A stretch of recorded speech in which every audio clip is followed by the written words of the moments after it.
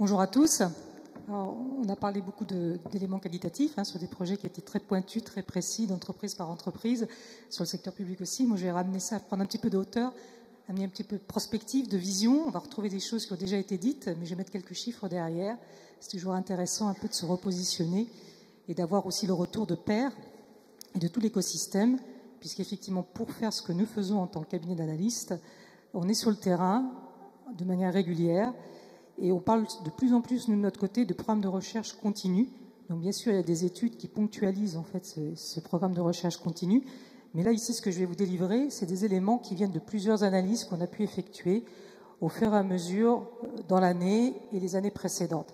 Tirer parti aussi des années précédentes, c'est pouvoir aussi se projeter sur l'avenir. Donc là, on va faire un petit point, je dirais, depuis 2017, même si on a un historique sur le sujet depuis plus de 10 ans, 15 ans, que je suis le sujet du cloud, avant que même ça porte le nom du cloud. Et je vais vous mettre un peu en prospective sur la fin 2020, voire 2021, puisqu'on vient de sortir de nouveaux éléments d'études, notamment dans le cadre de notre baromètre annuel des prestataires du cloud computing, qu'on sort chaque année au moment de ce temps fort des rencontres du cloud, et qui vient, je dirais, ponctuer un petit peu la vision que vous, en tant que prestataire du cloud, aussi vous avez de votre marché.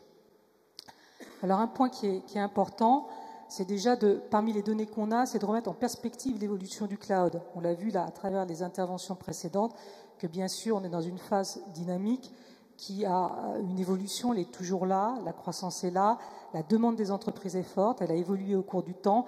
Si l'on regarde depuis 2017 jusqu'à 2020, en fait, on va avoir un facteur pas loin de 2 en fait, en multiplication en termes de projets, mais surtout de budgets qui vont être alloués par les entreprises françaises et les organisations publiques en matière de cloud. Quand je parle de cloud ici, on est bien sur toute la chaîne, il y a espace SaaS, voire maintenant on appelle aussi, on va peut-être mettre un D au-dessus avec la donnée. Il ne faut pas l'oublier aussi. Donc on pourra avoir de la donnée as a service demain, si ce n'est pas déjà le cas aujourd'hui. C'est un autre débat. Et puis aussi, bien entendu, les différentes formes qui peuvent être associées, publiques, privées, ce qu'on appelle local ou privé dédié, c'est-à-dire que ça va être un prestataire qui va mettre à disposition un cloud privé pour une entreprise. Et privé local, c'est que là, et on l'a évoqué tout à l'heure dans les interventions, c'est l'entreprise qui veut créer son propre cloud en interne. Alors on est un petit peu à la limite parce qu'on va mutualiser sur un périmètre effectivement peut-être plus restreint. On n'aura pas tous les bénéfices effectivement de la mutualisation, de l'élasticité que peut offrir le cloud public, mais on va appliquer un modèle qui s'y apparente. Donc une croissance d'1,7 à peu près des budgets, une multiplication par 1,7 des budgets qui est alloué au cloud de manière générale dans les entreprises, autour, je dirais, de 26% en 2017, 44% en fait du budget informatique qui va être dédié à ce sujet-là d'ici 2020. Ça, c'est la projection, donc on arrive à pratiquement pas loin de 50% du budget informatique qui va être dédié à des solutions de cloud en 2020, plutôt dans les grandes entreprises, les entreprises de taille intermédiaire et les grosses PME qui sont les entreprises qu'on suit ou les profils d'organisation avec lesquels on a l'habitude d'échanger. Un autre point important, alors même si j'ai bien écouté tout à l'heure l'intervention de PSA, où PSA ne peut pas indiquer en fait le pourcentage d'environnement qui, à un échange déterminé, va basculer dans le cloud. Nous, on a quand même demandé cet exercice-là à nos entreprises plutôt en avance de phase, un peu matures sur cette thématique, quelle était la vision. Aujourd'hui, il y a des roadmaps dans d'autres entreprises qui se donnent un objectif justement de migration de leur environnement vers différentes formes de cloud. Et là, aujourd'hui, on est arrivé donc sur ces entreprises matures qu'on a interrogées, c'était l'année dernière, donc en 2018, à 48% des environnements qui devraient migrer d'ici 2020, fin 2020. Donc ça, c'est un objectif, bien entendu, qu'elle se fixe d'ici donc les 2 prochaines années, enfin maintenant même, là, on est presque d'ici l'année et demie qui nous reste. C'est un point, en fait, je dirais, important. Il y en a même certaines, un quart de celles qu'on a interrogées, qui vivent pratiquement 75%. Alors, on a des tailles très variables, mais l'idée, c'est qu'aujourd'hui, on a vu, il y a des stratégies cloud first, c'est-à-dire que toute nouvelle application, tout nouvel environnement qui est choisi sur un certain périmètre donné doit être dans le modèle cloud ou envisagé avec cette composante cloud. Donc, ce qui veut dire que progressivement, on va avoir un décommissionnement de certains environnements, Ça prend du temps pour certains, parce qu'on a des environnements qui sont, je dirais, legacy, un héritage pour certaines entreprises qui est lourd et qui ne bascule pas comme ça du jour au lendemain dans le cloud. Mais l'idée est là, et donc il y a vraiment un mouvement de fond. Nous, on a vu ces migrations massives commencer à s'enclencher autour de 2017 en France. Si on revient en 2015, on ne parlait pas de ce type de projet en fait avec les perspectives de migration. Aujourd'hui, on a des secteurs d'industrie qui se sont mis à partir de 2017 assez matures avec ce choix de vraiment faire des migrations massives dans l'ensemble de leur environnement vers le cloud ou vers certaines typologies de cloud, et on le retrouve effectivement dans les chiffres qu'on a sous les yeux aujourd'hui. Alors le cas notamment de Renault, là, il y avait PSA qui intervenait, je n'avais plus en tête qu'effectivement PSA était présent à la table ronde. Ici, on a le cas de Renault. Donc, bien entendu, chacune des entreprises qu'on interroge ont des stratégies qui sont différenciées en matière de cloud, même si on retrouve des constantes. Et parmi cette constante, ça va être cette notion multi-fournisseur, multi-cloud, cloud hybride aussi, ça qui est très clairement affiché aujourd'hui dans les entreprises et aussi les administrations avec lesquelles on échange. Donc, comme vous voyez ici, il y a un plan de transformation numérique qui a été lancé en 2017 et avec comme axe majeur déjà inscrit dans ce plan numérique de migrer l'IT dans le cloud. Donc ça, c'était ancré dès 2017, donc avec effectivement une roadmap sur plusieurs années et avec donc des migrations en fait plus ou moins, je dirais, progressives en fait de l'IT dans le cloud. On a retrouvé sur PSA, il a parlé justement des plateformes digitales qui en fait, elles sont dans une logique cloud first aujourd'hui. Donc on retrouve une similitude ici avec Renault. Et donc notamment cette logique de cloud public first pour les activités de vente et de marketing, très clairement effectivement ancrée ici. Il y avait cette notion d'approche multi-cloud. Donc là, ils en ont 3, ils n'en ont pas 2. Mais donc en général, sur les clouds publics, on va retrouver le plus souvent 2 en fait. C'est deux intervenants en fait différents. Là, chez Renault, ils ont fait le choix d'en avoir 3. Donc ils ont un petit peu plus étendu les possibles. Et plus récemment, et ça rejoint ce qu'a dit PSA, nous avons beaucoup de secteurs d'industrie, dont l'automobile, qui vivent des enjeux majeurs dans leur modèle d'affaires, leur modèle économique, imposés par la législation dans certains cas, mais pas que, imposés aussi dans les modèles tout simplement économiques. Si on prend le cas notamment de la distribution et du retail, avec une concurrence en fait très forte sur les nouveaux modèles d'affaires. Donc là, aujourd'hui, c'est bien entendu d'intégrer la notion de données, de connectivité autour de la donnée, autour bien entendu du véhicule autonome, mais pas que. Là, on s'est mis aussi sur le véhicule autonome, donc avec une alliance qui a été créée avec Microsoft, autour de Microsoft Azure, et l'alliance Intelligent Cloud, en fait, qui va vraiment essayer d'exploiter à travers les plateformes Microsoft Azure, donc toutes les données qui vont s'inscrire dans la logique de ce projet de véhicule autonome. Un autre, alors je suis restée dans le transport avec la SNCF. Dans le cadre des études que nous menons, nous avons d'autres cas que vous pouvez aussi aller consulter. Là, il fallait que je privilégie quelques cas pour notre session de ce matin. Là, la SNCF très clairement a affiché donc un souhait de basculer d'ici de fin 2020. Donc on retrouve les chiffres que je vous ai donnés, mais là même on est au-delà, 60% de ces applications dans le cloud. Et là, pareil, ils ont fait un choix donc, de 3 environnements. Donc on est vraiment dans cette stratégie multi-fournisseur, AWS, Microsoft Azure et IBM. Et on est toujours autour des enjeux autour de la donnée, c'est-à-dire sur les nouveaux modèles d'affaires. Demain, la SNCF, comme les industries de l'automobile, comme le monde du retail, comme le monde de la banque, de l'assurance, beaucoup de secteurs d'activité. Le secteur public aussi, si on parle de l'open data, par exemple, on va avoir un enjeu autour de la donnée, mais là, de la donnée, non pas sous ça, bien sûr, la problématique de confidentialité, de protection, de conformité avec la réglementation, mais là aussi dans les nouveaux modèles d'affaires, comment j'exploite au mieux la donnée, je la traite, je l'analyse pour en délivrer de nouveaux services, voire créer de nouveaux produits, de nouvelles solutions autour. Donc la SNCF aussi, bien entendu, se trouve confrontée à cet enjeu-là. Et eux aussi, ils ont fait le choix en parallèle donc de migrer 60% de leur application dans le cloud à travers le recours et le soutien de cloud public et privé, de construire un nouveau centre de données pour accueillir d'autres plateformes et notamment celles donc les plateformes en fait de cloud privé. Donc un vrai projet ici de transformation au niveau des infrastructures privées au sein de la SNCF. Alors, la dynamique, elle est portée par quoi? Bien entendu, il y a une acculturation qui a été faite. Aujourd'hui, le cloud est rentré dans sa phase de maturité en France Là, c'est un constat, c'est un fait, il n'y a pas de souci là-dessus. Mais il est vrai que la dynamique du cloud public aujourd'hui, vraiment, est catalyseur en fait des approches, notamment des approches hybrides et multi-cloud, comme on vient de le voir précédemment. Et plus de la moitié des décideurs qu'on a interrogés, donc dans ces grandes organisations, organisations de taille intermédiaire et grosses PME, indiquent que leurs dépenses dans les clouds publics vont augmenter d'ici 2020. Tous les projets qu'on a évoqués avant moi ce matin, ceux que je viens d'évoquer avec Renault, SNCF, d'autres que je vais exposer, vraiment sont dans cette dynamique-là. Et c'est un vrai catalyseur aujourd'hui et qui remet aussi un petit peu qui oblige en fait à revoir, à revisiter les approches, à définir de nouvelles stratégies autour de cette thématique.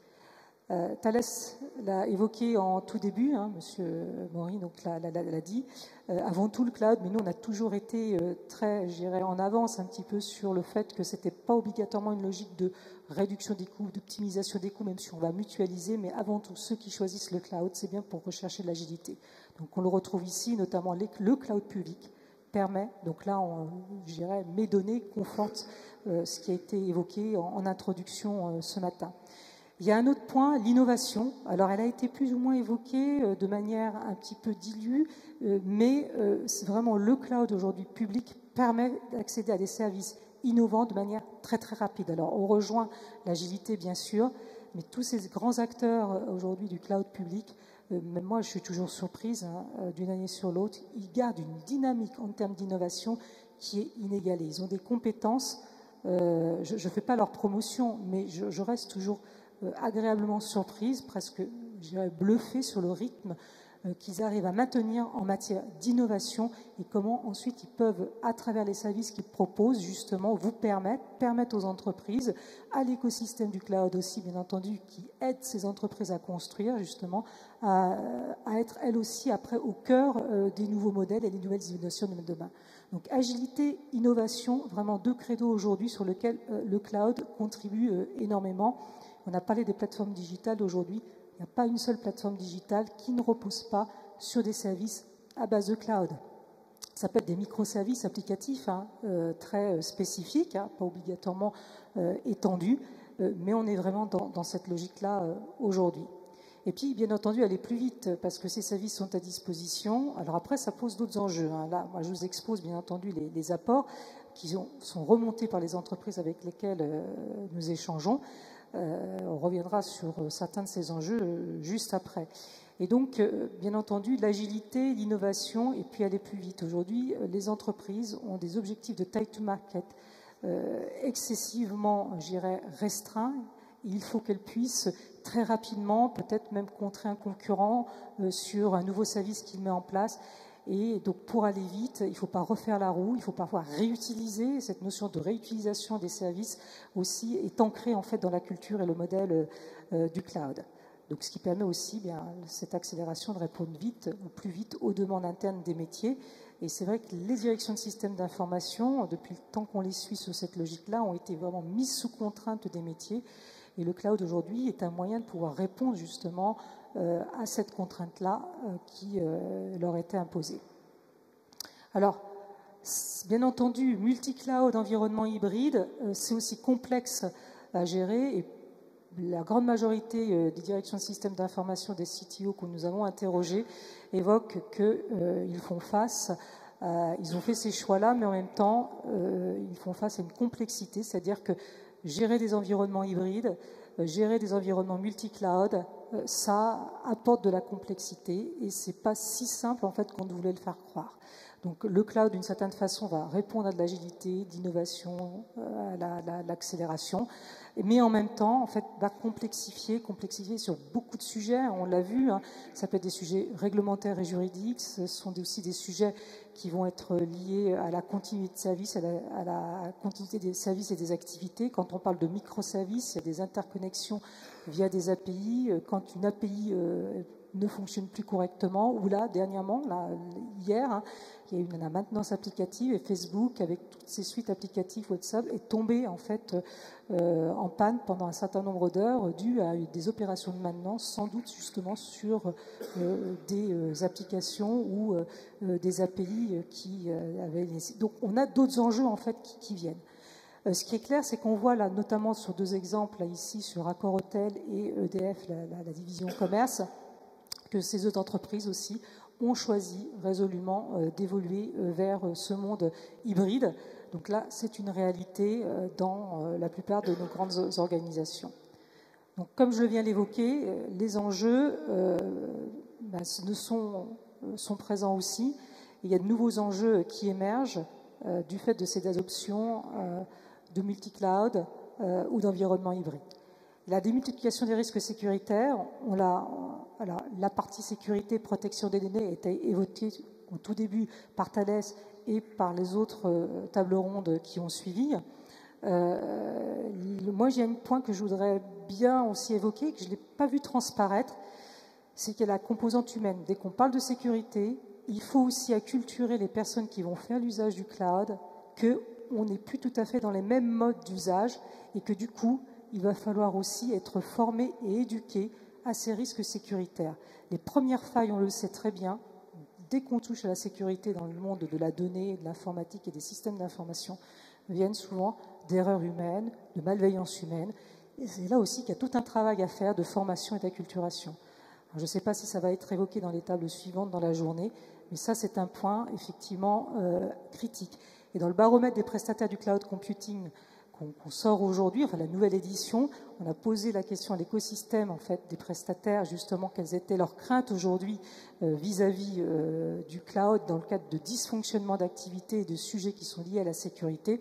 La partie de erreur humaine qui peut ouvrir des failles de sécurité arrive dans le top 3. Donc c'est un vrai sujet aujourd'hui de replacer l'humain aussi dans ces enjeux de sécurité.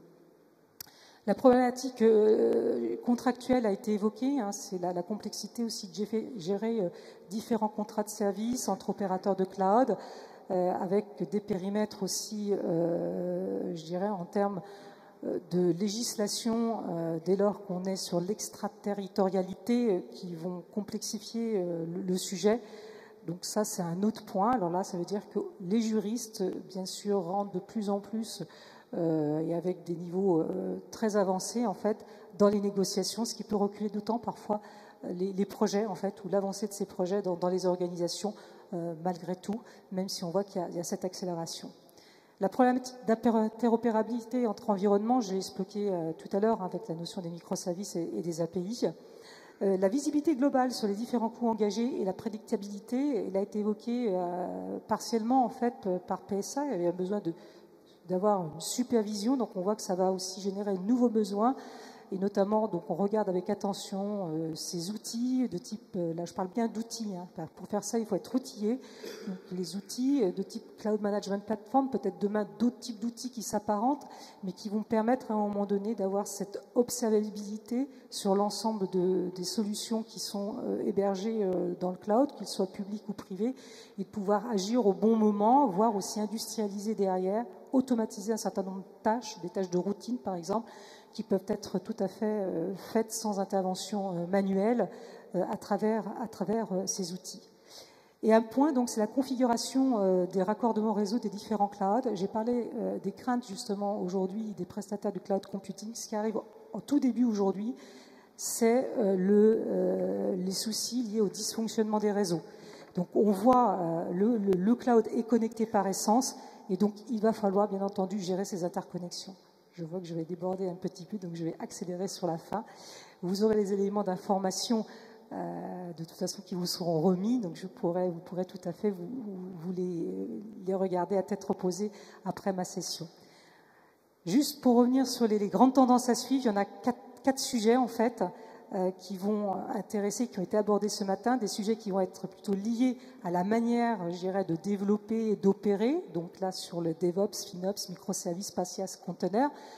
Un autre qui est lié aux usages, donc effectivement, hein, c'est-à-dire que le cloud aujourd'hui, c'est pour répondre à des usages et des usages qui portent l'innovation, donc autour du big data, de l'analytics, qui est le traitement de la donnée hein, de manière générale, l'intelligence artificielle, le machine learning. Ils ont été évoqués notamment par PSA avec 2 cas de figure. Je vais le chercher dans le cloud public ou c'est plutôt dans mon cloud privé.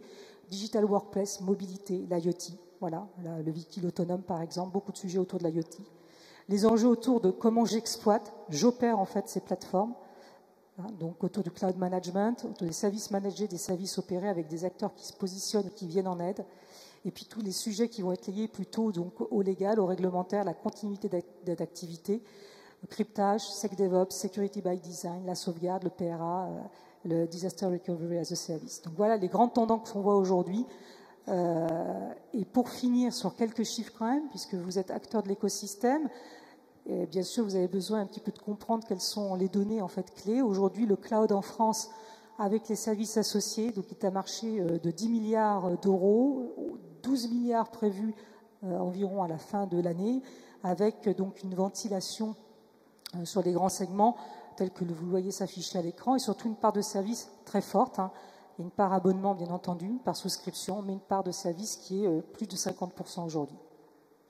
Pour faire ça, et terminer, moi je voulais remercier parce qu'on ne pourrait pas faire tout ce travail chez Marques si on ne vous avait pas, si vous ne nous délivreriez pas les informations et les données qui nous permettent de faire l'analyse en transversale et de donner cette vision prospective. Donc déjà les directeurs de systèmes d'information, les CTO que nous interrogeons régulièrement, les directions métiers aussi, de l'innovation et du digital sur ces thématiques-là.